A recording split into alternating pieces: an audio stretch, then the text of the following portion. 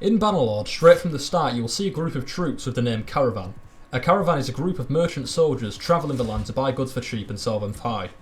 Caravans do this to make a profit, so they normally carry a lot of valuables on them at all times, which makes them good targets for raiding. The downside is they're extremely hard to catch, and for a bunch of merchants, they're surprisingly strong. I'm going to show you 2 ways on how to catch the caravans and attack them with ease. Let's get started. Finding a caravan is easy. Go in any direction for 10 seconds and you'll find many of them moving from town to town, but you need to keep an eye out for 2 factors: faction and size. The faction is the simple one of the 2. Attacking a caravan will not only drop the relation of the caravan owner, it starts a war between your faction and the empire that aligns with that caravan. The best faction to target for caravans is the Asurai, as they only inhabit one side of the map and they have the most exotic goods.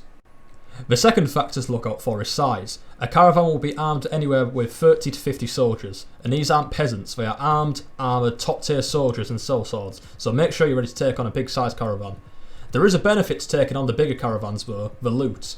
The more soldiers in a party, the more goods they can carry, so if you want to maximise your earnings, it'd be wise to take on bigger and more armed caravans. As you can see here, I simply moved to a caravan and then asked them if I could attack them. They said no, I still attacked them anyway. This is the main way of attacking caravans before you start fighting them. It is the surprise method. Find a neutral caravan and just talk to them. Because you're not at war with them, they won't run away, making it easy to catch. The downside is it can only be done once, as it then triggers a war with the faction owner, making all other caravans of that faction run away from you. This will most likely be your first way to raid a caravan, so it's still useful to know.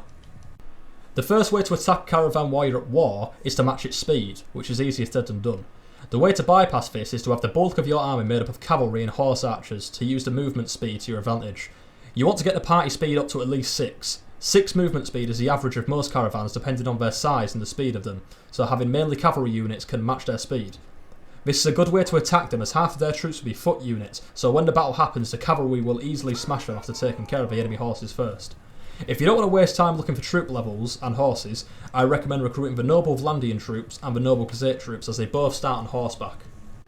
The second and final way to hit a caravan is the choke point method. This is a strategy that includes finding a spot on the map that has a dead end zone for enemies to get stuck in. The most popular one is the one I use most myself, the bridge between Asurai and Vlandian territory. By simply waiting in front of the bridge, a caravan will move and then notice your party and run into the dead zone, making it then easy to run up and attack. This is the most useful strategy as you can have whatever army you want and still attack them.